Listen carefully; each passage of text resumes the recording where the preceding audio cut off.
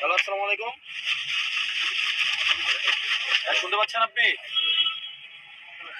শুনেন, আপনি হচ্ছে ওই ইজারা তুলবেন বাজার থেকে, বাজারের বাইরে চাঁদা তুলতে আসবেন না কালকে থেকে, বুঝছেন? বাজারের বাইরে কোনো চাঁদা তুলতে আসবেন না, কোনো চাঁদাবাজি চলবে না দেবিদ্দার।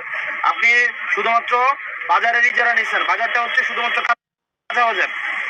শুধু কাঁচা বাজারে এদিকে যদি আসেন, মানুষ যদি ধরে আপনাদের পিঠায় পরিস্থিতির হাতে তুলে দেয়, আমাদের কিছু করার নেই, কারণ চাঁদাবাজদের সবাই ধরে পিটাবে, বুঝছেন? হ্যাঁ,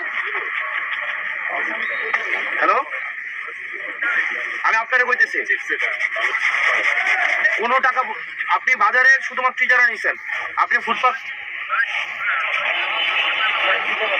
আপনি কারে কারে কইতো বাজারের লোককে আপনি চাঁদা তুলতে আসেন প্রত্যেকদিন, আমার বাজারের লোককে বলবেন চাঁদা তো আপনি উঠান। আপনি আপনারা বলে আপনি চাঁদা উঠাইতে আসেন না, আপনাকে কে বলে আপনারে?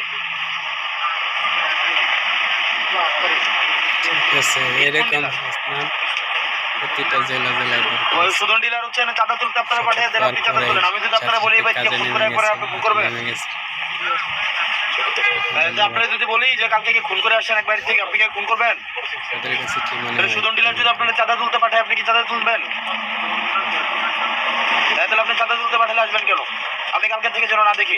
আর এখানে দোকানদার আপনারা যারা আছেন, কালকে যে চাঁদার জন্য আসা বাইন্ধে রাখবেন একদম। যে চাঁদা তুলতে আসবে বাইন্ধে, এই জসিম নিয়ে নাম ওরা বাইন্ধে রাখবেন, বাইন্ধা পুলিশ খবর দেবেন, বুঝছেন?